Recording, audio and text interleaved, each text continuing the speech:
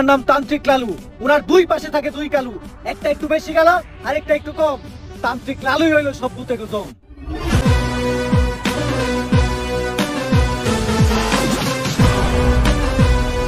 উনি নতুন একটা বই লিখছে, বইয়ের নাম শয়তান ধরার গর্জন।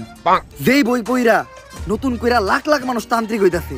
যদি সফল হতে চাও তাহলে আমার লেখাই বইটি নাও, শয়তান ধরার গর্জন। এই বইটি নেওয়ার সাথে সাথেই তোমার জীবনে থাকবে না কোনো অর্জন। আমি কথা দিয়ে কথা রেখেছি, শয়তান আসেনি তো ফিরে। আমি শয়তান তাড়ানো গল্প লিখেছি আমার সারাটি জীবন ধরে। আমি অন্ধকারে মোমবাতি জ্বালিয়েছি, তবুও পাইনি ভূতের খোঁজ।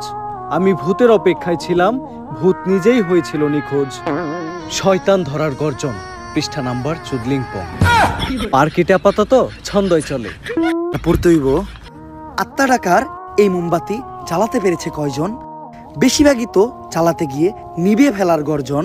পারবো না আমি ভালো করেই জানি, তবে দুঃস্বপ্ন আমার একটাই, সঞ্জনা নামের সেই আত্মাকে 5 টাকার মোমবাতি জ্বালিয়ে ডাকতে চাই। ভাবতাছি বই লেখমো একটা, পাবলিকরে ভোদাই বানানোর গর্জন। ব্যবসা খারাপ না, পাবলিক ভোদাই হতে চাইলে আমি বানাবো। পাবলিককে ভোদাই বানানোর এই উপায় পুরো দুনিয়াকে জানাবো। পাবলিক ঠিকই আমাকে বিশ্বাস করবে, ভাববে আমি থেকে যাব, কিন্তু না, তাদের পুং মারা শেষ হয়ে গেলে ঠিকই আমি পালাবো। পাবলিককে ভোদাই বানানোর গর্জন, পৃষ্ঠা নাম্বার চুদলিংপং।